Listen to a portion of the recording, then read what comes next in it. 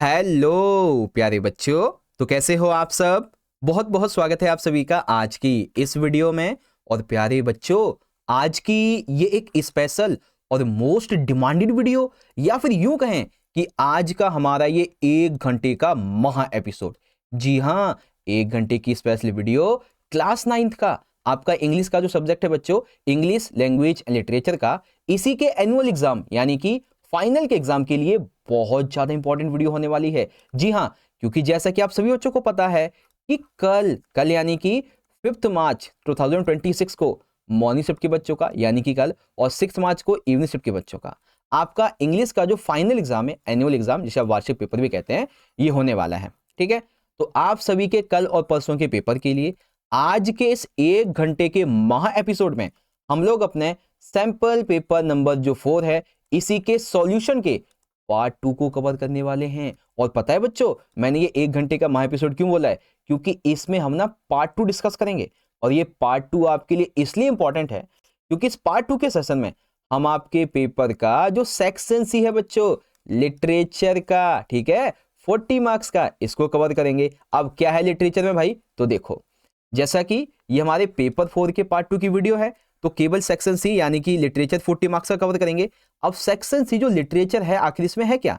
तो इसके अंदर आपकी जो दोनों बुक्स हैं, बिहाइव और मोमेंट्स, इसके जितने भी एमसीक्यू वाले क्वेश्चन हो गए, 2 नंबर के क्वेश्चन हो गए, 3 नंबर के हो गए, 6 नंबर के क्वेश्चन हो गए, दोनों ही बुक्स के रहने वाले हैं।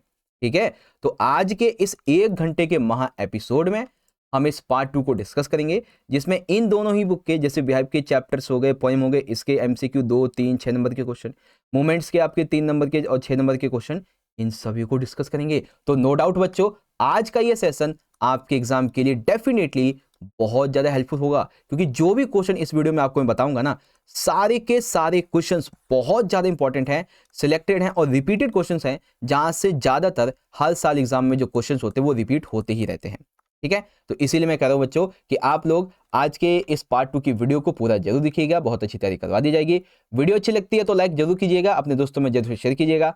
कमेंट बॉक्स में बच्चों अपना फीडबैक हमें जरूर देना आप लोग कि आपको वीडियो कैसी लगी। ठीक है, तो चलो बच्चों, शुरुआत करते हैं अपने आज के इस 1 घंटे के महा एपिसोड को, जिसमें पेपर 4 के पार्ट 2 की वीडियो को जानेंगे। तो तैयार हो बच्चों, आप लोग रेडी हो? तो चलिए शुरुआत करेंगे। ठीक है, ओके, तो चलिए बच्चों शुरू करते हैं। और हाँ, आप सारे बच्चों को वीडियो स्टार्ट करने से पहले एक बार फिर से आपके एग्जाम के लिए wish you very very all the best. ठीक है, तो चलिए अब हम शुरू करते हैं। तो बच्चों देखिए, पिछली वीडियो में सेक्शन ए मैंने आपको बहुत अच्छे से समझा दिया था। अगर आपने वीडियो नहीं देखी है बच्चों, ठीक है ना, पार्ट 1 की, तो लिंक आपको आई बटन में भी मिल जाएगा और वीडियो के डिस्क्रिप्शन बॉक्स में भी, आप कहीं से भी जाके देख लीजिएगा। ठीक है, ओके, तो फाइनली प्यारे बच्चों, यहां पे आप देख सकते हैं आज की इस वीडियो का और इस पेपर का जो हमारा सेक्शन नंबर सी है, literature text book and supplementary reading text का 40 मार्क्स का आएगा, वो यहां से शुरुआत हो जाता है। ठीक है, अब बच्चों ध्यान से सुनो, इस सेक्शन सी के अंदर ना हम जो भी क्वेश्चन को डिस्कस करेंगे, हर एक क्वेश्चन को आपको मैं लाइन टू लाइन समझाऊंगा, इवन वर्ड टू वर्ड हर एक चीज को समझाऊंगा। दैट्स वाई बच्चों मैं कह रहा हूं कि आप सेशन को बिल्कुल एंड तक अटेंड कर लीजिएगा। ठीक है, अच्छे से अच्छी आपकी जो प्रिपरेशन है वो मैं करवाने वाला हूं। तो चलिए शुरुआत करेंगे। तो बच्चों शुरू करेंगे क्वेश्चन नंबर 6 से। अब इसमें क्या होगा कि एक तो आपको ये ए दे दिया जाएगा, है ना, 5 नंबर का रहेगा आपके चैप्टर से, और कुछ क्वेश्चन पूछे जाएंगे। फिर आपको इसी में बी दे दिया जाएगा, अगर आपको ए नहीं आता है तो आप बी कर सकते हैं, और इस तरीके से आपके ये क्वेश्चन यहां से रहने वाले हैं। ठीक है, तो पहले हम इसे अच्छे से पढ़ेंगे, फिर हम इसके क्वेश्चन को देखेंगे बच्चों। ठीक है, चलिए शुरुआत करते हैं बच्चों, पहले पढ़ेंगे ढंग से। देखिए क्या लिखा हुआ है, at Pashupatinath there is an atmosphere of febrile confusion outside which a sign proclaims entrance for Hindus only. अब इसको थोड़ा ध्यान से पढ़ो। एट पशुपतिनाथ मंदिर, यानी कि पशुपतिनाथ मंदिर, ठीक है, outside which a sign proclaims, इसके बाहर एक बोर्ड लगा हुआ था जिसमें यह लिखा हुआ था कि एंट्रेंस फॉर हिंदूज ओनली, केवल हिंदू ही यहां पे आ सकते हैं। There is a atmosphere of febrile confusion, वहां पे एक बहुत ही भ्रम वाला एटमॉस्फेयर जो था वो बना हुआ था। भ्रम क्यों था? Because of that crowds, hawkers, devotees, tourist, cows, monkeys, pigeons and dogs roam to the grounds. वहां पे मैंने पुजारी वाले, फेरी वाले, भक्तों को, पर्यटकों को, गाय, बंदर, कबूतर, डॉग्स, इन सभी को देखता उस पशुपतिनाथ मंदिर के परिसर में घूमते हुए। We offer a few flowers, हमने कुछ फूल चढ़ाए। There are so many worshippers that some people trying to get the priest's attention are इन्वॉल्व्ड aside by others pushing their way to the front. मैंने देखा यहाँ पे बहुत सारे जो भक्त थे ना, वो जो पुजारी है ना, उसकी अटेंशन पाने के लिए कुछ भी कर रहे थे, है ना, वो एक दूसरे को कोहनी मारते हुए आगे बढ़ रहे थे। A princess of the Nepalese royal house appears, everyone Bhoj and makes away. जैसे एक राजकुमारी आई, राजकुमारी नेपाली घराने की, तो सभी साइड में हट गए और उनके लिए रास्ता बना दिया कि अब महारानी आई हैं, अब महारानी जो है वो करेंगी दर्शन, ठीक है। और ये लिया गया काठमांडू से। तो क्वेश्चन को देखते हैं बच्चों। सारे बच्चे एमसीक्यू क्वेश्चन का आंसर लाइव चैट में देंगे, ठीक है। जिसको नहीं पता है वो सुनेगा ध्यान से। देखिए, give the verb of word worshippers, ठीक है। आपको ना जो ये वर्शिपर्स है, इसके लिए जो वर्ब होती है वो निकालनी है। तो वर्शिपर्स के लिए एक वर्ब होती है वर्शिप और दूसरी होती है वर्शिप्ड। ये दोनों ही होती हैं, एक प्रेजेंट में यूज होती है, एक पास्ट में, ठीक है। तो यहाँ पे बोथ ए एंड बी, ये हमारा आंसर एकदम करेक्ट हो जाएगा, ऑप्शन सी, ठीक है। अगला question, which place is being talked about here. तो यहाँ पे बच्चों कौन सा प्लेस बताया गया है? बुद्धनाथ टेम्पल नहीं, मोनूमेंट है कोई नहीं, कोई मार्केट है नहीं है, तो क्या है बच्चों? हिंदू टेम्पल है। क्या है? हिंदू टेम्पल। इसके अलावा अगला question, why were the people involved aside by each other, यानी कि वो जो लोग थे ना, वो एक दूसरे को कोने से क्यों हटा देते बच्चों? क्यों हटा देते? Because to get priest's attention, ताकि वो पुजारी की अटेंशन को पा सके, ठीक है। अगला क्वेश्चन देखेंगे, which temple is described here. तो इस पैसेज में कौन सा टेम्पल बताया गया बच्चों? पशुपतिनाथ टेम्पल, ठीक है। आगे देखिए, name the two temples author visited in Kathmandu. तो बच्चों ऑथर काठमांडू में दो टेम्पल पे गया था, एक तो था बच्चों पशुपतिनाथ और एक था बुद्धनाथ टेम्पल, ये दो टेम्पल थे, ठीक है। इसको आप भूल जाइए, ये लाइन अलग है, ठीक है। अगला question, the writer says all this I wash down with Coca Cola, मैंने ये सब कोका कोला से धो डाला। तो यहाँ पे इसका क्या मतलब, व्हाट डज ऑल दिस? यहाँ पे ये जो ऑल दिस है ना, ये किस चीज को रेफर करता है बच्चों? तो all this refer to a bar of marzipan and corn roasted on charcoal brazier, यानी कि ये सब माजीपान की एक जो पट्टी थी ना, और जो चारकोल की अंगीठी पर भुने हुए मकई के दाने थे, उसको इसने कोका कोला से धो दिया, कुछ ऐसा यहाँ पे बताया गया है, ठीक है। सो इस तरीके से आपको इसका आंसर करना है। बहुत ही सिंपल सा था बच्चों, पशुपतिनाथ वाला। अब इसमें देखिए दूसरा, अब ये बी वाला है। अब बी में हमें बेसिकली आपका जो चैप्टर है ना, द लास्ट लीफ, ठीक है, इससे लिया गया है। तो चलिए इसे भी पढ़ते हैं जल्दी से। तो क्या लिखा हुआ है? Sue tried her best to make Johnsy take an interest in things around her. Sue ने जॉन्सी को अपने आसपास की चीजों में दिलचस्पी लेने के लिए बहुत ही ज्यादा प्रेरित किया, बहुत सारे उसने एफर्ट्स लगाए। She talked about clothes and fashions but Johnsy did not respond. Sue ने जॉन्शी को कपड़ों के बारे में, फैशन के बारे में बहुत कुछ बताया, उसे सुनाया, ठीक है, लेकिन जॉन्सी ने कोई रिस्पॉन्ड नहीं किया। Johnsy continue to lie still on her bed, ठीक है, जॉन्शी अपने बेड पर चुपचाप पड़ी रहती, कोई जवाब नहीं देती। Sue brought her drawing board into Johnsy room and started painting. टू जो थी वो उसका जो ड्राइंग बोर्ड था ना जॉन्शी का, उसके रूम से लेके आई और पेंटिंग करना शुरू कर दिया। To take Johnsy mind off her illness she whistled while working, ठीक है, वो जॉन्सी के माइंड को अपनी तरफ खींचने के लिए, ठीक है, उसने क्या किया, वो सीटी भी बजाने लगी काम करते करते। Suddenly Sue heard Johnsy whisper something, she quickly rushed to bed and heard Johnsy counting backwards. अचानक शू ने जॉन्सी को कुछ फुसफुसाते हुए सुना, वो जल्दी से बिस्तर पर भागी और जॉन्सी को उल्टी गिनती करते हुए उसने सुना। She was looking out of the window and was saying 12, after some time she whispered 11, then 10, then 9, 8, 7. She anxiously looked out of the window. ठीक है, वह खिड़की के बाद देख रही थी, वो कह रही थी 12 है, फिर कुछ देर बाद 11, फिर 10, 9, 8, 7। सू ने उत्सुकता से खिड़की के बाहर देखा। अब इससे क्वेश्चन क्या बनेगा बच्चों? तो क्वेश्चन हमारा ये है in the chapter what is mean by sleep forever. बच्चों इस चैप्टर में ना ये जो स्लीप फॉरएवर है इसका क्या मतलब है, हमेशा के लिए सो जाना, इसका मतलब है डेथ, जो कि जॉनशी के लिए यूज की गई है, ठीक है, डेथ, ठीक है। What illness is Johnsy suffering from, तो जॉनसी को कौन सी बीमारी हुई थी बच्चों, निमोनिया हो रखा था उसे, क्या हुआ था, निमोनिया हो रखा था। अगला question, what is she counting backwards, वो खिड़की से क्या गिन रही थी बच्चों, द फॉलिंग लीव्स, यानी कि जो पत्ते गिर रहे थे ना वो उसको काउंट कर रही थी। हु वाज विस्टलिंग, कौन सीटी बजा रहा था बच्चों, तो सुई सीटी बजा रही थी, कौन, सुई बजा रही थी, है ना। अब देखेंगे बच्चों, ये वैसे तो मैंने यहाँ पे 3 क्वेश्चन ले लिए हैं, ठीक है, मैंने तो 3 ले लिए, लेकिन एग्जाम में आपसे ज्यादा से ज्यादा 1 या 2 पूछे जाएंगे, ठीक है, 1 या 2। अब यही क्वेश्चन हो सकता है कि 3 नंबर में आपका आ जाए, तो देखा आपकी मैं 1 नंबर की भी तैयारी करवा दूंगा, साथ ही साथ 3 नंबर की भी हो जाएगी, तो 1 तीर से 2 निशाने होंगे बच्चों, ठीक है। चलिए क्वेश्चन पढ़ते हैं। Behrman has a dream, what is it, does it come true, यानी कि वो जो था ना, क्या नाम है, बहरमन, उसका एक सपना है, वो सपना क्या है और क्या वो सच हुआ, ये बताना है। तो Behrman had always dreamed of painting a masterpiece, something that would leave a lasting impact. Behrman का हमेशा से एक सपना था, वो कुछ ऐसा मास्टरपीस बनाए, कुछ ऐसा मास्टरपीस पेंट करे जो पूरी दुनिया में स्थायी रहे, हमेशा के लिए प्रभाव छोड़ के जाए।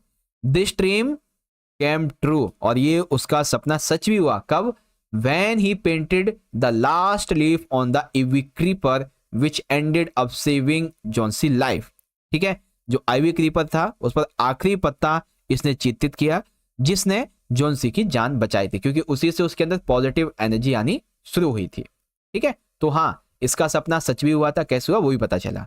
अगला बच्चों, why does Sue rush down to meet mister Behrman, जो शू थी वो श्री बहरमन से मिलने क्यों जाती है, तो क्यों जाती है बच्चों, Sue rushed to meet Behrman and an old painter to share her concerns about Johnsy, ठीक है। शू जो थी वो अपनी चिंताओं को बताने के लिए, अपनी प्रॉब्लम्स को बताने के लिए उस चित्रकार के पास जाती है। She explained how Johnsy had developed the strange belief that she would die when the last leaf of ivy creeper fell, उसने बताया बहरमन को कि मेरी जो फ्रेंड है ना जॉन्सी, उसको निमोनिया हो रखा है और उसने जीने की वजह छोड़ दी है, ठीक है। अब वो कह रही कि जैसे ही इस क्रीपर से आखिरी पत्ता गिरेगा आईवी क्रीपर से, मेरी भी डेथ हो जाएगी, ऐसा उसने विश्वास बना लिया, तो कुछ करो इसके लिए, ठीक है। तो वही तो करता है ये, एक ना द लास्ट लीफ जो है ना आईवी क्रीपर पे बनाता है और उसी से उसके अंदर पॉजिटिव जो वाइब्स होती है वो आनी शुरू हो जाती है, ठीक है। अगला, describe the things shoe did make Johnsy interested, Johnsy की रुचि जगाने के लिए शू ने क्या क्या किया बच्चों, तो Sue tried various way to make Johnsy interested in life, क्या क्या किया उसने, she discussed cloth and fashion with her, उसने कपड़ों के बारे में, फैशन के बारे में डिस्कशन किया। Try to engage her in conversation, उसने बातचीत में अपने साथ मिलाने की कोशिश की। And even painted Johnsy room, ठीक है, उसने पेंट भी किया। She also whistled while painting to distract Johnsy from for her illness, ठीक है, वो उसने थोड़ा सीटी वगैरह भी बजाया ताकि जो उसके दोस्त है जॉन्सी उसको अपनी बीमारी से थोड़ी राहत मिले, बट ऐसा हुआ ही नहीं, है ना। तो इस तरीके से आप लिख देंगे बच्चों, ओके। तो बच्चों ये जो क्वेश्चन है ना 1 नंबर के अलावा 3 नंबर भी आ सकते हैं, तो बड़े ध्यान से इनको देख के जाना, ठीक है।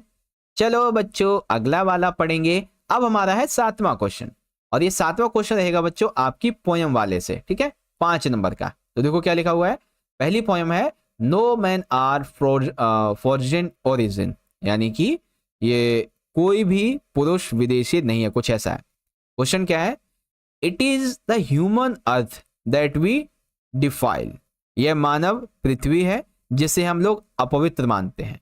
Our hells of fire and dust outrages the innocence of air that is everywhere our own, ठीक है। इसके अलावा remember no man are foreign and no countries strange, ठीक है, कोई भी व्यक्ति विदेशी नहीं होता और ना ही कोई कंट्री जो है वो विदेशी होती है। क्वेश्चन देखिए बच्चों, hells of fire refers to destruction caused by, जो अग्नि नरक है, अग्नि नरक, ठीक है, हेल्स ऑफ फायर नरक की अग्नि, ये किस विनाश को दर्शाती है यहाँ पे, ठीक है, किस विनाश के बारे में यहाँ पे बात करिए बच्चों, तो ये बात करती है आर्म्स यूज्ड इन वॉर, युद्ध में इस्तेमाल किए जाने वाले जो हथियार हैं उनको हेल्स ऑफ फायर कहा गया है। अगला, which is not following, which of the following is not the same meaning of defile. ठीक है, डिफाइल का मतलब होता है अशुद्ध। ठीक है, अशुद्ध के बारे में कौन सा सही नहीं होगा तो देखेंगे। पॉल्यूट का मतलब नापाक होता है, यानी कि पॉल्यूटेड। ठीक है, डिग्रेड नीचा दिखाना। ठीक है, और कॉन्टिमिनेट यानी कि दूषित। लेकिन क्लीन, ठीक है, देखो डिफाइल का मतलब होता है अशुद्ध, क्लीन का मतलब होता है साफ, तो क्लीन जो है वो इसका सही शब्द नहीं होगा। मतलब यही है इसका जो सेम मीनिंग नहीं है, क्योंकि डिफाइल का मतलब होता है गंदगी एक तरीके से, और क्लीन का मतलब सफाई होता है ना। अगला देखो बच्चों, according to the poet human beings polluted by the pollute the earth by. कवि के अनुसार मनुष्य पृथ्वी को प्रदूषित कैसे कर रहे हैं बच्चों, तो हेटिंग एंड किलिंग अदर्स, यानी कि वो एक दूसरे से नफरत कर रहे हैं और उनको मार रहे हैं इस तरह से। ठीक है, अगला देखो बच्चों, the poem conveys the message of. तो ये पोयम, ये कविता में क्या संदेश दे रही है? एवरीवन इज डिफरेंट, नहीं। सम कंट्रीज आर बेटर, नहीं। We don't need each other, नहीं। बल्कि यूनिवर्सल ब्रदरहुड, यानी कि एक विश्व बंधुत्व, उसको बता रही है। ठीक है, चलिए अब इसी के दो क्वेश्चन देखते हैं, और ये दोनों क्वेश्चन 3-3 नंबर में भी आ सकते हैं, तो इसको बड़े ध्यान से पढ़िएगा। पहला question, what message does the poet want to convey, write your answer in the context of the poem no man are foreign. ठीक है, कवि जो है वो इस कविता के माध्यम से क्या संदेश देना चाहता है इसके बारे में बताइए। तो लिखेंगे, the poet conveys that no discrimination should exist among people based on their appearance, religion और प्लेस ऑफ ओरिजिन। कवि का संदेश है, लोगों के बीच उनके रंग रूप, धर्म, मूल स्थान आदि के आधार पर भेदभाव नहीं होना चाहिए। This poem strongly promotes peace and urges everyone to stop wars, recognising humanity as one unified family. यह कविता शांति को बढ़ावा देने के लिए, सभी को युद्धों से रोकने के लिए, मानवता को एक परिवार के रूप में स्वीकार करने के लिए जो है बात करती है यहाँ पे। ठीक है, तो ये मैसेज है इस पोएम का।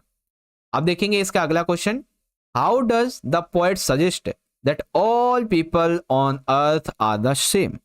कवि ऐसा सुझाव क्यों देता है कि पृथ्वी पर सभी लोग एक जैसे हैं? तो लिखेंगे, the poet highlights that divisions based on nationality, religion, caste और creed are meaningless since all humans beings share to some basic needs, air, water and sunlight essential for survival. कवि यहाँ पे ये कहता है कि राष्ट्रीयता के मामले में धर्म, जाति, भाषा, इसके आधार पे जो विभाजन है वो गलत है। क्यों? क्योंकि हर एक मनुष्य की सभी जरूरतें एक जैसी होती है, जैसे हवा, पानी, सूरज की रोशनी, जीवित रहने के लिए। ठीक है, ही emphasized that everyone comes from a common origin and for the sake of humanity। उसके कवि के हिसाब से सभी एक ही मूल से आते हैं और मानवता की खातिर एकता और शांति को हमें all acts of violence should be abandoned to ensure unity, peace and all well-being of all। ठीक है, हमें एकता, शांति, सभी की भलाई को सुनिश्चित करने के लिए हिंसा वगैरह को खत्म करना होगा। कुछ ऐसी बातें यहाँ पे बताई गई हैं। ठीक है, तो ये चीजें बच्चों जो कि आई होप अब आपको समझ में आ चुकी होंगी यहाँ पे। ठीक है, अब हम इसके दूसरे वाले क्वेश्चन को देखते हैं। दूसरा है हमारा बी वाला, और ये लिया गया है आपकी वाइंड पोयम से। ठीक है, वाइंड यानी कि हवा। अब जैसे कि क्वेश्चन है, वाइंड कम्स सॉफ्टली, हवा जो आती है वो बड़ी ही प्यारी से और धीरे से आती है। Don't break the shutters of the window, खिड़कियों के शटर मत तोड़ो। डोंट स्केटर द पेपर्स, कागजों को मत बिखराओ। Don't throw down the books on the shelf, shelf पर रखी किताबों को नीचे मत फेंको। There look what you did you thrown them all, देखो तुमने क्या किया, तुमने उन सबको नीचे फेंक दिया। You tore the pages of the books, तुमने किताबों के पन्ने फाड़ दिए। वाइंड। क्वेश्चन क्या आएगा बच्चों? क्वेश्चन पढ़ेंगे कि who does lines show about the wind. ठीक है, हु नहीं व्हाट है। ठीक है, कि जो वायु है, जो वाइंड है, इसके बारे में लाइंस में क्या बताया गया बच्चों? लाइंस में बताया गया है कि ये पावरफुल है यानी कि शक्तिशाली वाइंड है, डिस्ट्रक्टिव है यानी कि विनाशकारी है। तो जी हाँ, पावरफुल भी है और विनाशकारी भी है। दैट मीन्स ऑप्शन सी जो है ना आपका ये वाला, ये एकदम करेक्ट हो जाएगा। ठीक है, व्हाट डिड वाइंड टीयर, तो वाइंड जो है वो किस चीज को फाड़ देती है बच्चों, बुक्स के पन्नों को फाड़ देती है। किसको, बुक्स के पन्नों को। ओके, अब देखेंगे तीसरा वाला question, how should the wind come, wind कब, वाइंड कैसे आती है बच्चों, आती तो है सॉफ्टली, यानी कि बहुत ही प्यार से आती है। What can the wind do, तो वाइंड क्या करती है, ब्रेक द शटर्स, वो शटर्स को तोड़ देती है। टीयर द बुक्स, बुक्स को फाड़ देती है। Thrown down books from shelves, ठीक है, शिलेब्स, तो वो मेज से बुक्स को गिरा देती है। तो दैट्स वाई आंसर क्या होगा यहाँ पे, सारी चीजें सही, तो all of the above. Okay, चलिए अब है क्वेश्चन नंबर 5, इसमें पूछा गया है why are the houses, doors and rafters crumbling, write your answer in the context of the poem wind.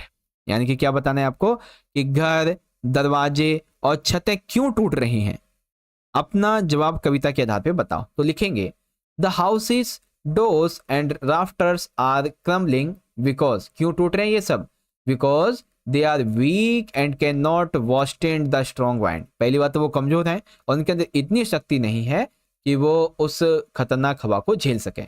The wind is powerful and easily destroys anything that is not strong enough to resist it. अगर कोई चीज थोड़ी कमजोर है, ठीक है, powerful नहीं है, तो ये हवा उसको नष्ट कर देती है। ठीक है, the poet also hints at a deeper meaning, just like weak house, weak people also fail when faced with hardships. ठीक है, यानी कि बताया गया है कि कवि ने एक गहरा अर्थ की ये भी इशारा किया कि कमजोर घरों की तरह ही कमजोर लोग भी कठिनाइयों का सामना करते हैं और वो उनको फेस करने में असफल हो जाते हैं। छठा question, what are the things that wind does in the first stanza, write your answer in the context of the poem. ठीक है, पहले स्टेंजा में क्या करती है ये जो आपकी वाइंड है बच्चों, तो इन the first stanza the wind cause a lot of trouble. ठीक है, पहले छंद में हवा बहुत परेशानी पैदा करने वाली होती है। इट ब्रेक्स विंडो शटर्स, ये विंडो शटर्स को तोड़ देती है। Scatters papers and everywhere, papers को तो फेंक देती है। Knocks down books from shelves, वो बुक्स को नीचे गिरा देती है। एंड टीयर्स देयर पेजेस, पेजों को फाड़ देती है। In the end the strong wind leads to heavy rain, और वही हवा एक बहुत ही खतरनाक, बहुत ही तेज बारिश का एक कारण भी बनती है बच्चों।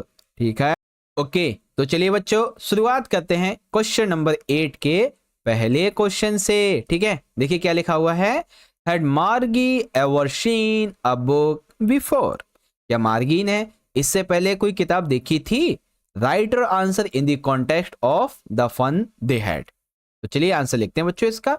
देखिए आंसर इस तरीके से लिखेंगे हम लोग कि मार्गी had never seen a book before, मार्गी ने इससे पहले कोई भी किताब नहीं देखी थी, अंटिल, जब तक कि she show the book that Tommy found in attic a real book. ठीक है, जब तक कि उसे वह किताब नहीं दिखी जो टॉमी को अलमारी से अटारी से मिली थी, जिसका टाइटल था एक असली किताब, real book. She was a scornful and contemptuous of the old school, वह हमेशा पुराने स्कूल के प्रति तिरस्कार रूप में रही। It was a kind of thrill for her, reading that book was like a fairy tale for her. ठीक है, यह उसके लिए एक तरीके का रोमांच था, वह उस किताब को पढ़ने के लिए बहुत ही ज्यादा उत्सुक थी, जैसे कुछ कथाएं नहीं होती हैं वैसा ही वो उसे पढ़ रही थी। It was fun to turn the pages, it was printed and had words from centuries ago, उसके लिए पन्ने पलटना बहुत ही मजेदार था, वो छपी हुई थी, इसमें सदियों पहले के शब्द भी लिखे हुए थे। बिफोर दैट, इससे पहले, she had only heard about books, उससे पहले उसने सिर्फ किताब के बारे में, बुक्स के बारे में सुना था। किसे कैसे, अपने ग्रैंडफादर से, who had never seen a book himself, जिन्होंने खुद भी किताब कभी नहीं देखी थी। She too had heard about a printed book from her grandfather, उसने उसको उसके पिता ने, मतलब ग्रैंडफादर ने बताया था कि छपी हुई किताबें भी होती हैं, और आज उसको अपने जो टॉमी है ना, टॉमी, उसके एटिक से उसे एक रियल बुक मिली, असलियत में रियल बुक मिली, उसने वो पढ़ी, इससे पहले नहीं मिली थी उसे। ठीक है, तो ऐसे लिखेंगे इसका आंसर। ओके बच्चों, अब देखिए बच्चों हमारा अगला क्वेश्चन ये रहा। क्वेश्चन नंबर 2 क्या कहता है, what message is conveyed by the poem on cling tree, what does mean by stand of the tree expose. ध्यान से पढ़िए बच्चों, इसमें क्या कहा गया है कि कविता ऑन क्लिंग ट्री ये आपको क्या संदेश देना चाहती है, और पेड़ की ताकत उजागर होने से क्या मतलब है कि पेड़ की जो पावर है, स्ट्रेंथ है, वो एक्सपोज हो गई है, इसका क्या मतलब है। तो आओ बच्चों, ये ना 2 क्वेश्चन है हमारे, 3-3 नंबर के 2 क्वेश्चन है। तो पहले पढ़ेंगे पोएम का मीनिंग क्या है। तो देखिए, the poem conveys that just likes tree humans too can not be destroyed by minor struggles. ठीक है, यानी कि कविता हमें यह बताना चाहती है कि पेड़ों की तरह ही मनुष्य भी छोटे छोटे संघर्षों में नष्ट नहीं हो सकते।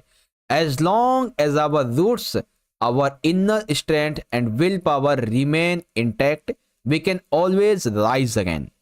ठीक है, जब तक हमारी जड़ें, हमारी आंतरिक शक्ति, हमारी इच्छा शक्ति बरकरार है, हम हमेशा उठकर खड़े हो सकते हैं। एडिशनली, इसके अलावा it highlights, the poem highlights human cruelty towards nature, showing how people try to destroy trees. इस कविता में यह भी बताया गया है कि ह्यूमंस किस तरीके से रूडली, क्रूटली, ठीक है, जो नेचर है उसको बर्बाद कर रहे हैं, प्रकृति को डिस्ट्रॉय कर रहे हैं। However nature has a regenerative spirit and can not be easily wiped out. यानी कि प्रकृति में हालांकि अपने आप को पुनर्जीवित करने की भावना होती है, लेकिन उसको आसानी से लोग मिटा नहीं सकते। It possesses the power to revive itself despite destruction. खुद को पुनर्जीवित करने की शक्ति तो है उसमें, लेकिन फिर भी उसका जो है ना विनाश ना किया जाए तो अच्छा है। ठीक है, अब जो पेड़ की जो स्ट्रेंथ उजागर हुई है उसके बारे में पढ़ेंगे। The real strength of a tree lies in its roots which are deeply buried in the soil. पेड़ की असली ताकत उसकी जड़ों में होती है, जो कि मिट्टी की गहराई में दबी होती है। The point suggest that only by uprooting the exposing the roots can a tree truly. यानी कि अगर हम सही मायनों में देखें तो पेड़ की जो ताकत है, ठीक है, पेड़ की ताकत उसकी जड़ों से ही एक्सपोज होती है, जो कि उसे डिस्ट्रॉय नहीं करने देती। ठीक है, अब फेरा में ये लाइन जो यूज की गई है, strength of the tree expose means that once the roots are pulled out, left open, the tree lose its life force and eventually dies। जब उसकी जड़ें मिट्टी से बाहर निकल आएंगी तो वो अपनी जीवन शक्ति खो देगा और वह पेड़ मर जाएगा। कुछ ऐसी बातें हैं। ठीक है, चलिए, तो ये वाला क्वेश्चन हो गया। अगला क्वेश्चन देखेंगे बच्चों।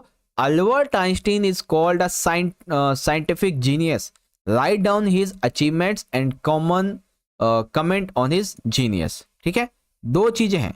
अल्बर्ट आइंस्टीन जो है बच्चों, ठीक है, इसको वैज्ञानिक प्रतिभा क्यों कहा जाता है, ठीक है, और उसकी उपलब्धियों के बारे में लिखें, और उसकी जो प्रतिभा है उस पर भी आपको टिप्पणी करनी है। आओ बच्चों समझते अच्छे तरीके से। तो इस तरीके से लिखेंगे, Einstein had a deep love of mechanical toys and was interested in physics and mathematics. Einstein को यांत्रिक खिलौनों से बहुत प्यार था, उन्हें भौतिकी और गणित में बहुत ज्यादा रुचि थी। Though not a great student in his early years, he started working at the patent office in 1902, where he secretly developed his ideas। ठीक है, वो अपने जीवन के शुरुआती दिनों में वो एक अच्छा छात्र नहीं था। ठीक है, 1902 में एक पेटेंट कार्यालय में उसने काम करना शुरू किया, जहां पे वो अपने विचारों को विकसित करता रहा। इन 1905 his special theory of relativity, ठीक है, relativity gained worldwide attention। जब 1905 में आइंस्टीन ने अपनी जो थ्योरी थी, कौन सी, थ्योरी ऑफ रिलेटिविटी, ये जब दी दुनिया के सामने रखी तो दुनिया का ध्यान इसकी तरफ अटेंशन हुआ। इन 1999 his theory of gravity was proven correct। और जो उनकी थ्योरी आई, कौन सी वाली बच्चों, थ्योरी ऑफ ग्रेविटी, वो करेक्ट हुई। His theories revolutionized science and he won the Nobel Prize in Physics in 1921। उसकी इन्हीं स्टोरी की वजह से, यानी कि उनकी इसी थ्योरीज की वजह से, सिद्धांतों की वजह से 1921 में उन्हें नोबेल प्राइज मिला, किसका, फिजिक्स के लिए। Einstein was a concerned environmentalist who believed science should be used for society betterment। Einstein जो था वो एक ऐसा चिंतित और पर्यावरणीयवादी एक व्यक्ति था, ठीक है, जो अपने विज्ञान का उपयोग समाज की बेहतरी के लिए करना चाहता था।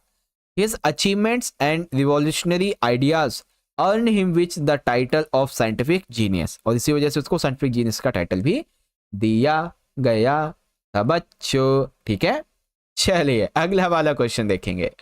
तो अब हमारा क्वेश्चन है, what is a legend? Why is the poem called a legend?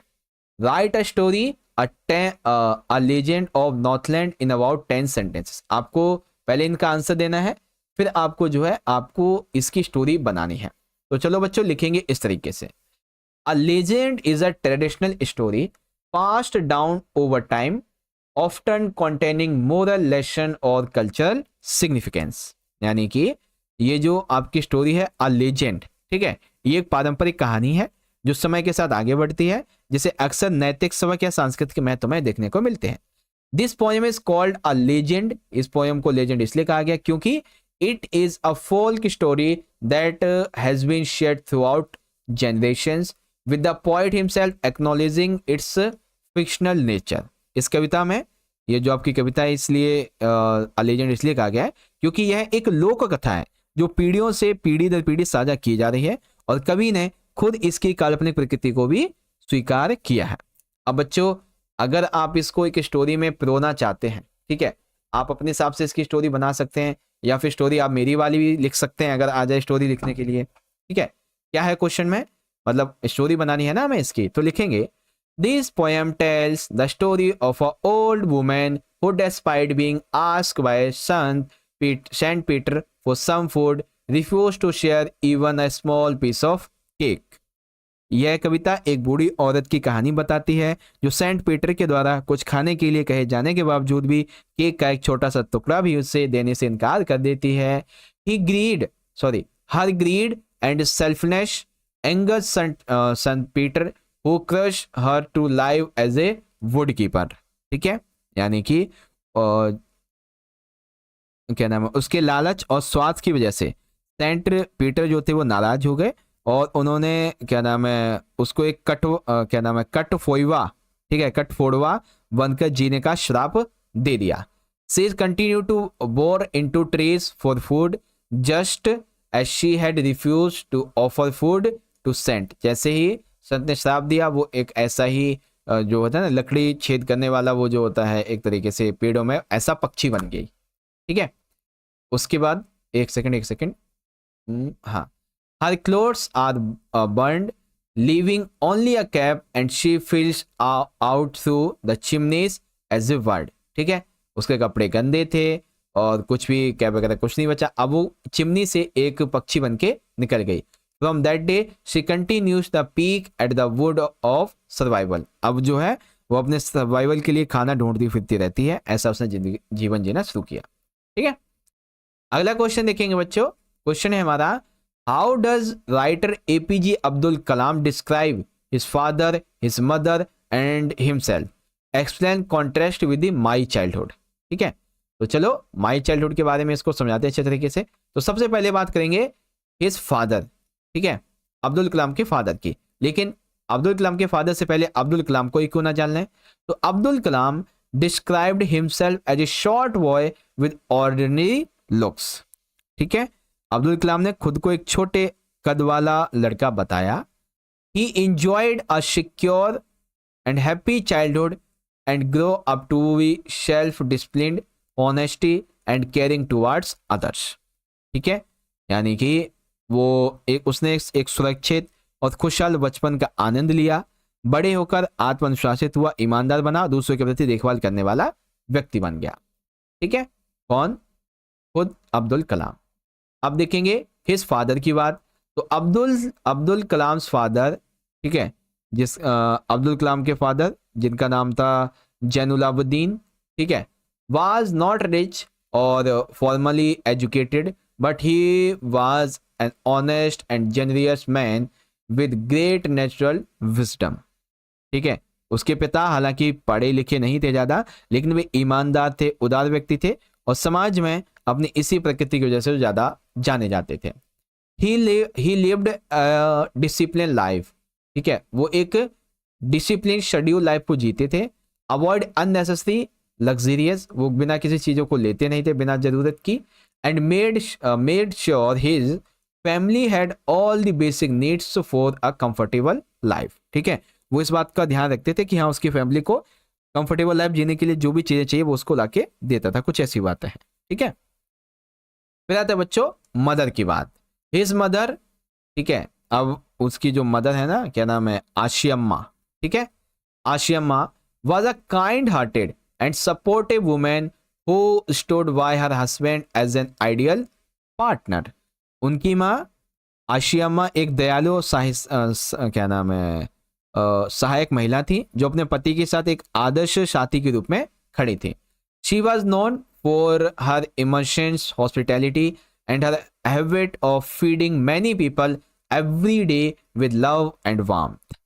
ठीक है, वह अपने असीम आतिथ्य थे और हर दिन कई लोगों को प्यार और जो है ऐसे ही खाना वगैरह परोसती थी। इसी आदत से वो ज्यादातर जानी जाती थी, उसकी अम्मा।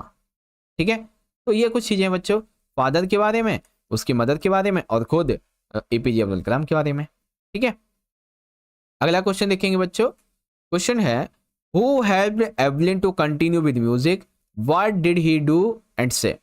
ठीक है, क्या बताना है बच्चों इस क्वेश्चन में? इस क्वेश्चन में हमें ये बताना है कि एवलिन को संगीत जारी रखने के लिए किसने मदद की और उसने क्या किया।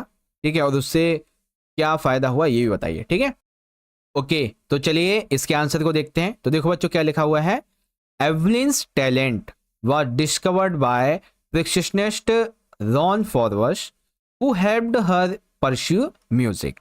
ठीक है, यानी कि ये क्या नाम है, एवलिन जो है इसको म्यूजिक के लिए किसने प्रेरित किया था बच्चों? जो रॉन फॉरवर्स नाम के एक व्यक्ति थे, खोजकर्ता, उन्होंने। ठीक है, और सारे संगीत सिखाने में से मदद भी की। He asked her to listen the sound to sound in a different way than just with her ears. उन्होंने उसे बताया कि एवलिन देखो, तुम्हें साउंड को, तुम्हें म्यूजिक को ना अपने सिर्फ कानों से नहीं सुनना है, उसे डिफरेंट वे से सुनना है। Suddenly she realized that she could feel the drums above the waist and the drums below the waist. ठीक है, वो अपने शरीर के ऊपरी और निचले हिस्से दोनों से ही ड्रम्स की वाइब्रेशन को सुन सकती थी। Being a determined girl, Evelyn repeated the exercise as Forbes told her to do and felt certain vibration in every part of her body. जैसे बताया था वैसे करती थी और इसको वाकई में बहुत ज्यादा फायदा मिला। ठीक है, अब हमारा एक आखिरी क्वेश्चन है, इसके बाद आगे देखेंगे। क्वेश्चन ये है, right a brief note on the theme of Robert first poem the road not taken. ये जो पोएम है द रोड नॉट टेकन, इसका आपको एक थीम देना है यहाँ पे बच्चों। तो चलिए इसके थीम को देते हैं। तो कैसे लिखेंगे बच्चों? क्वेश्चन लिखेंगे, the poem revolves around the theme of choices and decision making. ठीक है, दैट मीन्स ये जो पूरी की पूरी कविता है ये विकल्प और निर्णय लेने के विषयों के इर्द गिर्द घूमती है।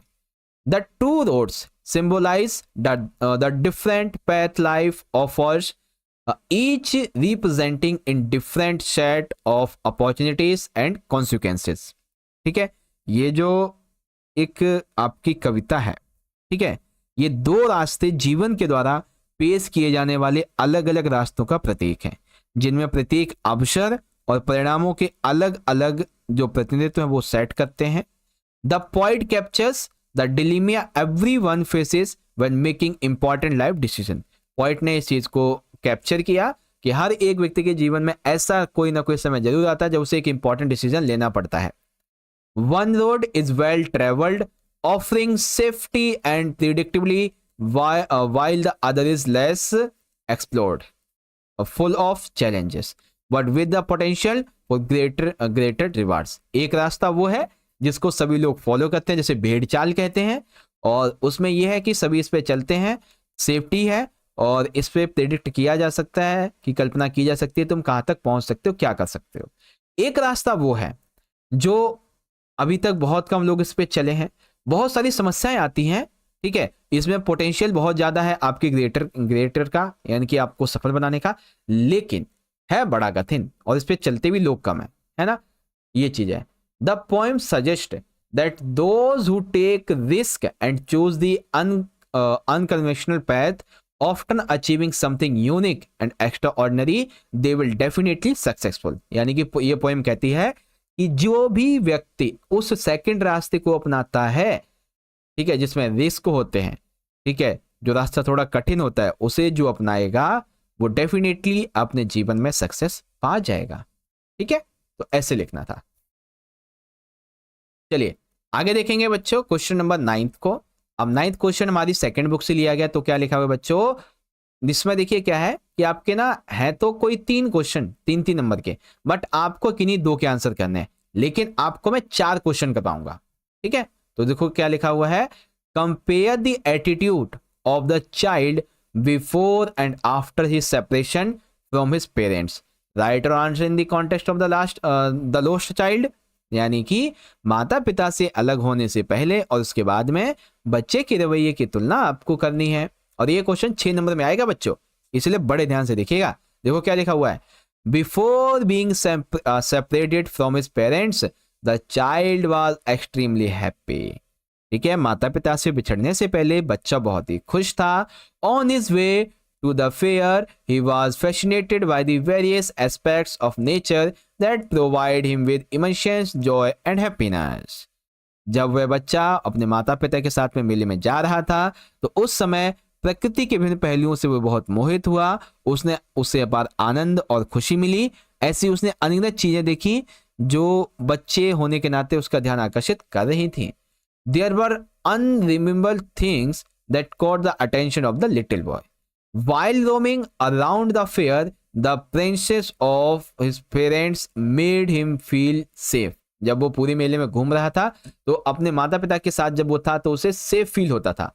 Unfortunately, दुर्भाग्यवश, the innocent child got lost in the fair. और वो बच्चा उस मेले में खो गया। As soon as he realized that he was separated from his parents, his cheerful and playful mood turned into anxiety and fear. जैसे ही उसे इस बात का रियलाइजेशन हुआ कि मैं अपने माता पिता से बिछड़ चुका हूं, तो उसकी जो खुशी थी, जो जॉय थी, वो किस में बदल गई, एंजाइटी में, चिंता में और डर में बदल गई। A kind person rescued him and try to console him. एक दयालु व्यक्ति ने उसको साथ दिया और उसको ट्राई किया माता पिता से मिलाने का। The child was crying inconsolably and his only concern was to find his parents. वो बच्चा ऐसे रो रहा था कि किसी से छुपा नहीं। ठीक है, और उसका एक ही क्वेश्चन था कि माता पिता उसके जल्दी से जल्दी मिल जाए।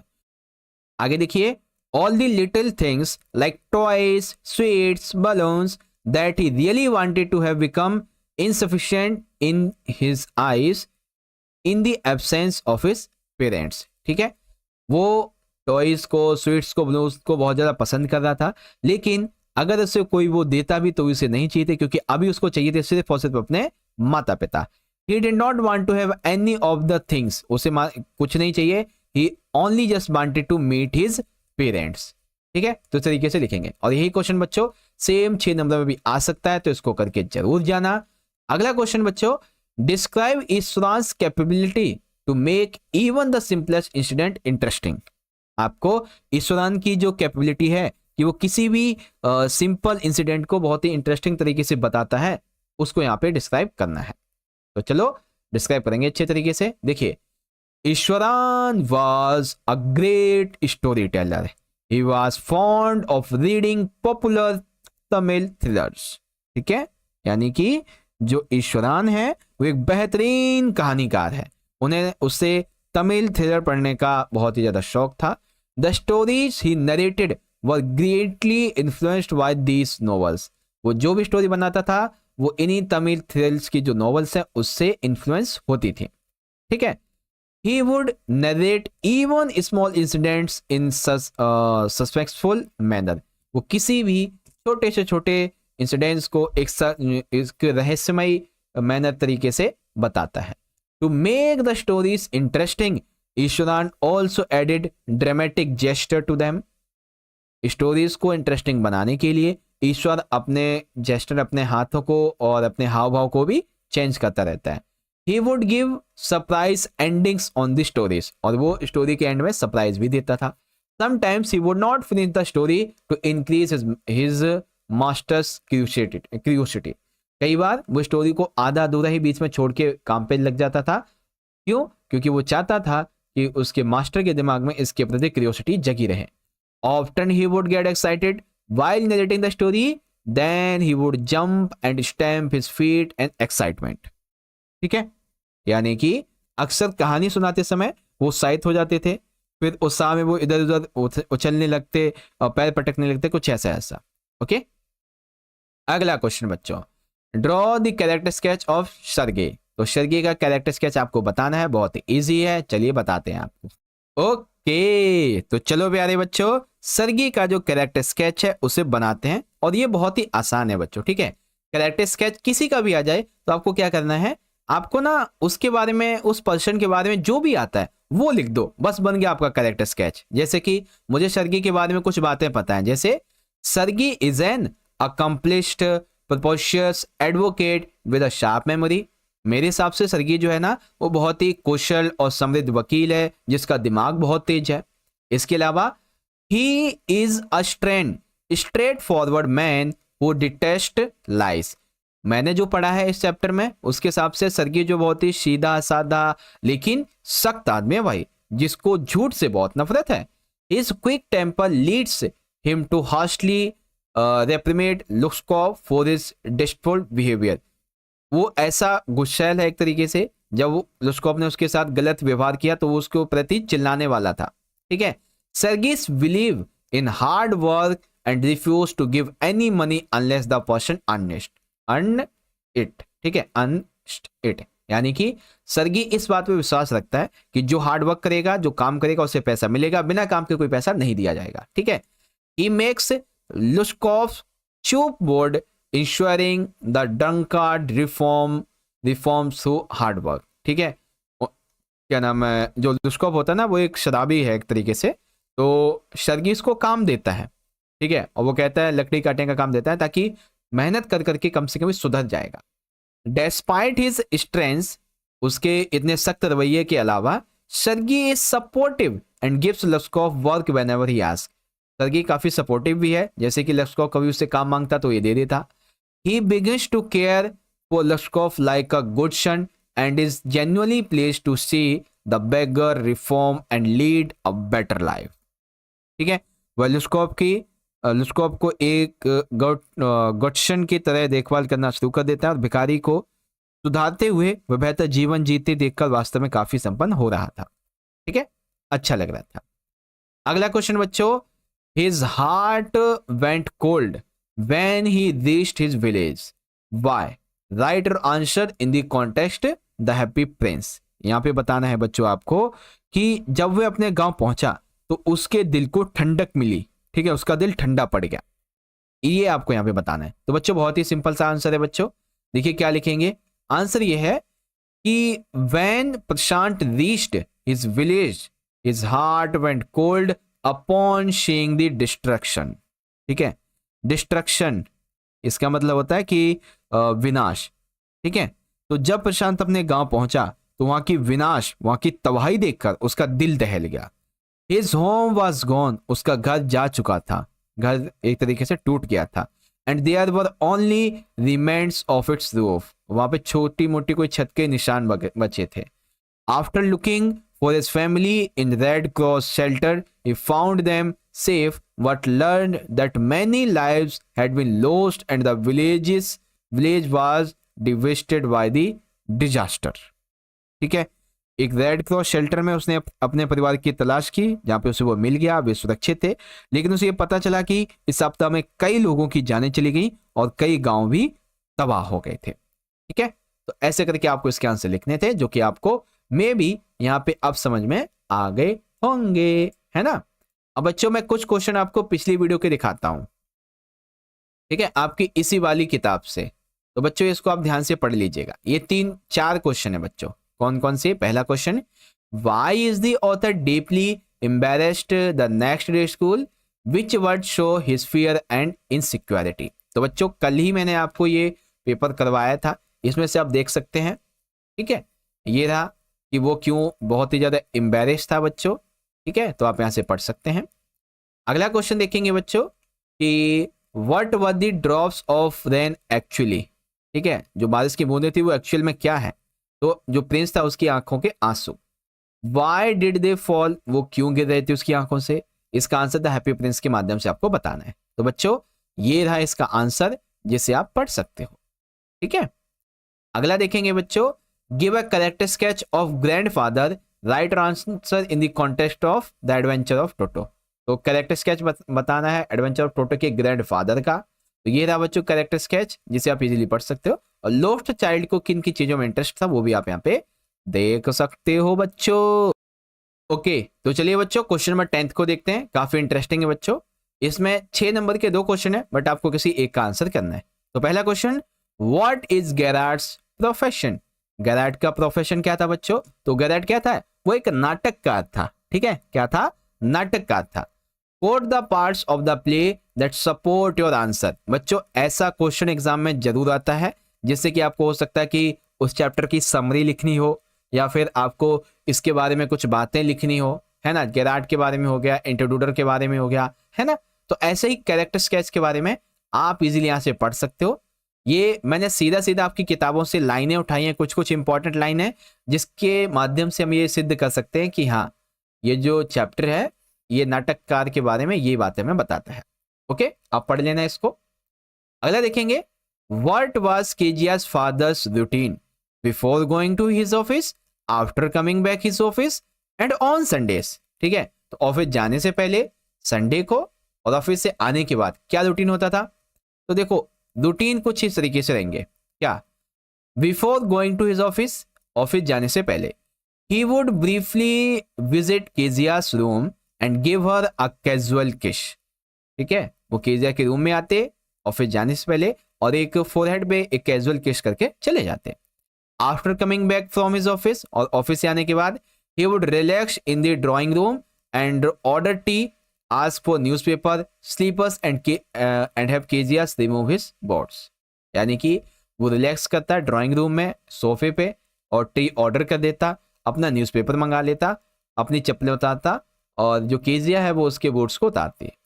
संडे को क्या होता, he would lie on the sofa, वो सोफे पे पड़े रहते, cover his face with a handkerchief and sleep with his feet on the cushions. यानी कि वो पूरे दिन ऐसे सोफे पड़े रहते और आंखों को और सर को ढक के ऐसे ही लेटे रहते, और कुछ कुछ एक दो बातें और हैं। ठीक है, अब यहाँ पे एक छोटा क्वेश्चन है, in what ways did Kezia's grandmother encourages her to get to know her father better. ठीक है, तो क्या क्या उसने बताया था, क्या क्या करने को कहा था, तो लिखेंगे Kezia's grandmother encourage her to get closer to her father was suggesting that she talk to him on Sundays. ठीक है, उन्होंने कहा कि अगर तुम्हें अपने पिता के करीब जाना है तो तुम्हें संडे को उनसे बात करनी चाहिए। Also she also asked Kezia to make a special gift, क्या स्पेशल गिफ्ट, पिन कुशन। ठीक है, क्योंकि पिन कुशन उसके पापा को बहुत अच्छे लगते थे, ऑफ द येलो सिल्क। ठीक है, येलो सिल्क में, for his birthday to show her love and appreciation. ठीक है, अपने प्यार को, अपने अप्रिसिएशन को दिखाने के लिए तुम ये पिन कुशन बना सकते हो येलो सिल्क का। ओके बच्चों, तो ऐसे आपको इसका आंसर लिखना था एंड आई होप आप समझ गए होंगे। इसके अलावा 6 नंबर के क्वेश्चन आपको मैंने लास्ट वीडियो में करवाए थे, जैसे कि कंपेयर द कॉन्ट्रास्ट, ठीक है, atmosphere around Boudhanath shrine and with the Pashupatinath temple. ठीक है, तो बच्चों बुद्धनाथ श्राइन एंड जो पशुपतिनाथ टेम्पल है इसके बीच में क्या क्या डिफरेंस है, ये हर एक क्वेश्चन ऑलरेडी आपको मैं समझा चुका हूं बच्चों। इसके अलावा ये, अच्छा ये रूटीन तो मैंने आपको बता ही रखा है, चलिए कोई बात नहीं। और इसके अलावा और भी क्वेश्चन आपको करवाए हुए मैंने, जैसे कि why did Margie hate school, why did she think that old kind of school must have been fun. ये मैंने आपको दूसरे पेपर में करवाया बच्चों, जैसे कि ये रहा आपका क्वेश्चन का आंसर। ठीक है, इजीली आप यहां से पढ़ सकते हो। मैंने देखो जो क्वेश्चन करवा दिया है पहले उसे यहां पे मैं नहीं बताऊंगा क्योंकि इसमें बहुत टाइम हो जाएगा, ऑलरेडी हमारे 50 से 55 मिनट हो चुके हैं बच्चों। ठीक है, इसके अलावा ये वाला क्वेश्चन करवाया था, Santosh Yadav got into the record books when she called Mount Everest. What were the reason for it? When did Santosh leave from when did Santosh leave home for Delhi and why? ठीक है, तो इसके बारे में ये आपका क्वेश्चन का answer है, जिसे आप इजीली यहां से रीड आउट कर सकते हो। ठीक है, चलिए अब हम अपने दूसरी वाले क्वेश्चन की तरफ बढ़ेंगे। क्वेश्चन 11 है और ये हमारी जो दूसरी वाली किताब है ना उससे संबंधित है। किसी एक का आंसर आपको करना है। तो चलिए देखते हैं। देखिए क्या क्वेश्चन है, इसमें कई क्वेश्चन है, इसके अंदर 3 से 4 क्वेश्चन है, आपके बड़े ध्यान से देखना। देखो पहला question, the cat and the author are very fond of each other. बिल्ली और लेखक का रिश्ता एक दूसरे से बहुत ही गहरा हो गया था, प्यारे हो गए थे। How has this been show in the story. तो बिल्ली का और ऑथर के बीच का जो प्यारा गहरा रिश्ता है वो कैसे इस स्टोरी में दिखता है, पहला क्वेश्चन। दूसरा, where was the cat after the fire. दूसरा क्वेश्चन, फायर लगने के बाद में कैट कहां चली गई थी। तीसरा question, who brings it back and how. उसको वापस कौन लेके आया और कैसे वापस लेके आया। चौथा question, what is the meaning of my cat was back and so was I. इस लाइन का मतलब क्या है कि फाइनली मेरी कैट वापस आ चुकी है ना, तो इसका मतलब क्या है। अगला, had the author gone anywhere, why does he say that he is also back. ठीक है, यानी कि लेखक कभी कहीं गया था, वह क्यों कहता है कि वह वापस भी आया। अरे सर जी, इतने सारे क्वेश्चन है की बार में। हाँ, अब एक एक करके ना हर एक क्वेश्चन के आंसर को बड़े ध्यान से समझिएगा। ठीक है, देखो बच्चों, आंसर ऐसे लिखेंगे, the cat and the author share a special bond. बिल्ली और ऑथर के बीच में एक स्पेशल बॉन्ड है। The author had rescued the cat when it was just a kitten and she understood that he was responsible for her good life. लेखक ने बिल्ली को तब बचाया जब वह सिर्फ एक बिल्ली का छोटा सा बच्चा था और वो समझती थी कि उसके अच्छे जीवन के लिए वो जिम्मेदार है। When the fire broke out, the cat ran away in fear and ended up over a mile away. जब आग लगी तो बिल्ली डर की वजह से 1 मील से भी ज्यादा दूर भाग गई थी। ठीक है, A woman found her but could not contact the author because the phone was destroyed in the fire. वो बिल्ली एक वुमेन को मिली। ठीक है, कौन लेके आया, वुमेन लेके आई, वो एक औरत लेके आई। वो ऑथर से कांटेक्ट करना चाहती थी लेकिन उसका फोन खराब हो गया था आग में। However, she managed to trace the author and brought the cat back to him. ठीक है, तो उसने कैसे भी करके ऑथर का पता लगा लिया और उसने बिल्ली को वापस किया। The फेरास, my cat was back and so was I. ये फेरा अभी हमने पढ़ा क्वेश्चन में। इसका मतलब है that the author not only got his cat back but also regained a positive outlook in life. माता पिता के जाने के बाद अब उसके पास कोई बचा नहीं था, जीने की वजह नहीं थी, तो ना सिर्फ उसको बिल्ली वापस मिली बल्कि उसे जीने का एक होता ना कारण मिल गया। He had lost hope of ever finding his cat. ठीक है, वो अपने कैट को पाने की सारी जो होप्स थी, आशाएं खो चुका था। What once it was returned and he felt the support of his friends. ठीक है, जब वो वापस आती है बिल्ली तो साथ ही साथ उसे सपोर्ट भी मिलता है उसके फ्रेंड्स का। His perspective shifted, और उसका जो नजरिया था वो बदला। He was back. वो एक तरीके से होता ना कि बहुत कुछ हमारे साथ गलत होता है फिर हम एकदम से होता ना कि हम कम बैक करते हैं, तो वही he was come back because he no longer felt insecure. अब उसका कमबैक हो चुका था क्योंकि अब उसको कोई इनसिक्योरिटी नहीं थी। ठीक है, वो डिस्कनेक्टेड नहीं रहा। He had found new hope and was ready to engage with the life again. और उसके अंदर एक नई आशा थी अपने जीवन को सही तरीके से जीने के लिए। ओके बच्चों, आ गया समझ। चलिए अगला क्वेश्चन देखेंगे। How does Guru manage to save his disciples' life? Why did the people choose the crown to the Guru and his disciple? 2 question है बच्चों इसके अंदर। गुरु ने अपने शिष्य की जान कैसे बचाई और लोगों ने, जनता ने, प्रजा ने गुरु और उनके शिष्यों को क्यों चुना राज्य अभिषेक के लिए। तो दोनों ही क्वेश्चन को बड़े ध्यान से पढ़ेंगे। तो आओ बच्चों पढ़ते हैं। देखो, the Guru told that who would be hanged first would be the king in the next birth and the second would be the minister. गुरु ने कहा कि जो पहले फांसी पे जाएगा, जो पहले फांसी पे चढ़ेगा, वो अगले जन्म में राजा बनेगा, और जो सेकंड टाइम चढ़ेगा वो मिनिस्टर बनेगा। द किंग लिस्न इट, और जैसे ही ये बात राजा ने सुनी, राजा की तो बल्ले बल्ले। एज ही वॉज अ फूल, जो कि एक मूर्ख था, हैंग्ड हिमसेल्फ, उसने अपने आप को फांसी लगा दी। Thus the Guru saved the life of disciple like this, जो कि उसने कहा कि जो पहले फांसी पे चढ़ेगा वो अगले जन्म में भी राजा बनेगा, दूसरा वाला मिनिस्टर बनेगा।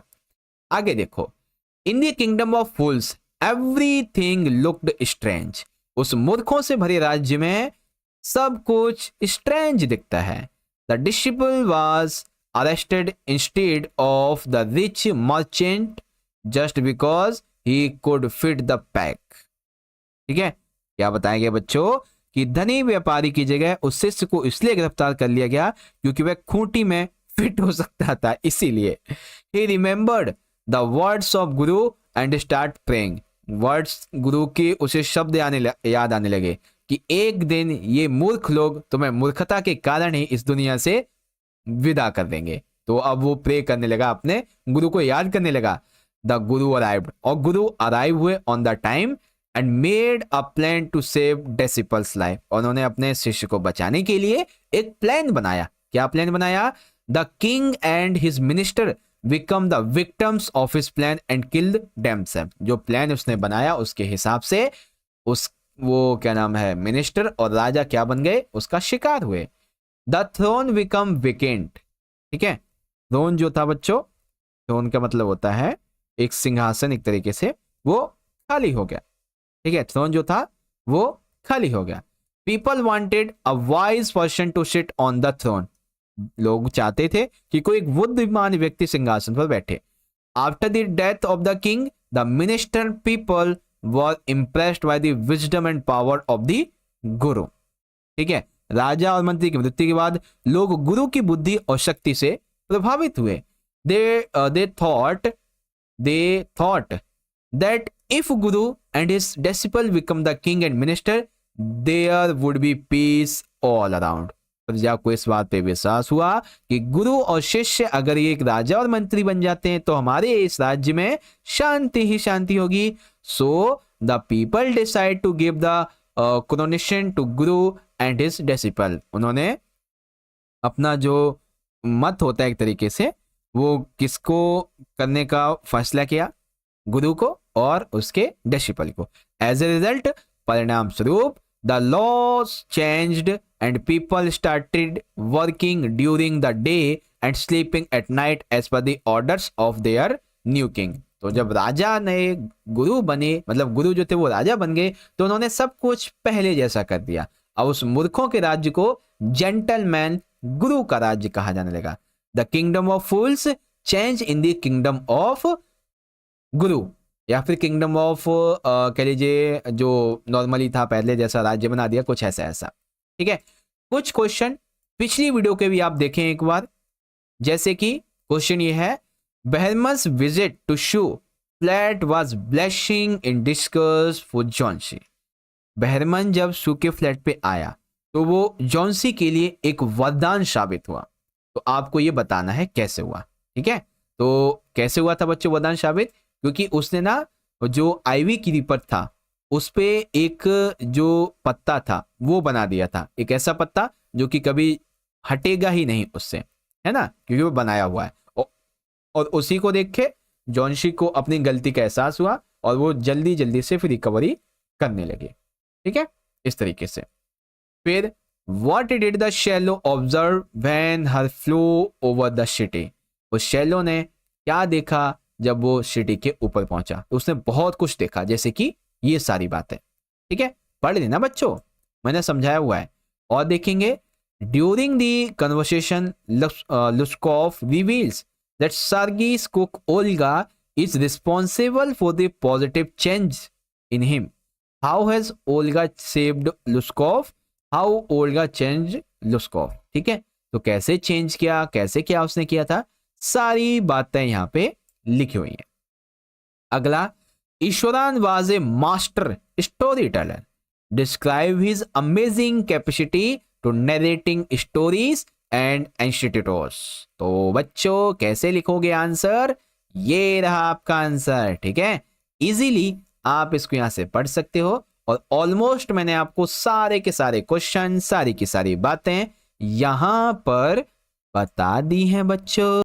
ओके, तो इस तरह से प्यारे बच्चों आप सभी ने मेरे साथ मिलकर आज के इस 1 घंटे के महा एपिसोड के अंदर क्लास 9th के अपने इंग्लिश के फाइनल के एग्जाम के लिए जो हमारा सैंपल पेपर 4 है इसका सॉल्यूशन पूरा कर लिया है।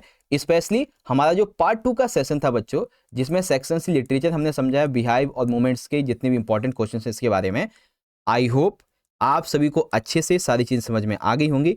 जो भी क्वेश्चन आपको मैंने बताया है ना बच्चों, अच्छे से इन क्वेश्चन की आप लोग प्रिपरेशन करके जाना, अच्छे से प्रैक्टिस कर लेना, अच्छे से रिवाइज कर लेना, क्योंकि मोस्ट ऑफ द क्वेश्चंस यहीं से रिपीट होने वाले हैं आपके एग्जाम्स में, ठीक है ना। तो अच्छे से देखना। अभी देखो इस पेपर के अलावा कम से कम हम आपको 3 से लेकर के 4 और सैंपल पेपर करवाएंगे बच्चों। जी हाँ, अभी चौथा पूरा हो गया ना, अब 3-4 और आएंगे अभी आपके, चिंता मत करो। तो तैयारी में कसर नहीं छोड़ेंगे, भले ही आपका ये आखिरी पेपर है तो भी कोई कोताही, कोई भी कमी नहीं छोड़ेंगे इसमें भी, ठीक है। तो चिंता मत करो। और हाँ, आप लोगों को जैसे हमने 9वीं पढ़ाई है ना अभी तक, अब आगे चल के 10वीं भी आपको हम पढ़ाएंगे। फिर 10वीं से जब 11वीं में जाओगे तो 11वीं भी पढ़ाएंगे और 12वीं भी पढ़ाएंगे, ठीक है ना। तो ये मान लो कि ये चैन हमारी 3 साल तक और चलेगी अभी ऐसे ही। तो ऐसे ही बने रहो बच्चों, हमारे चैनल से जुड़े रहिएगा। अगर सब्सक्राइब नहीं कर रखा है ना तो बच्चों आप 3 साल के लिए फिर छूट जाओगे हमसे, कर लेना सब्सक्राइब। अगर नहीं कर रखा है तो कर रखा है तो वेरी गुड है, जुड़े रहेंगे फिर हम तो। ओके बच्चों, तो चलिए मिलते हैं आपसे अगले सैंपल की वीडियो में। तब तक के लिए पढ़ते रहिए, रिवीजन करते रहिए, तैयारी करते रहिए। बहुत बहुत धन्यवाद। जय हिंद, जय भारत, वंदे मातरम।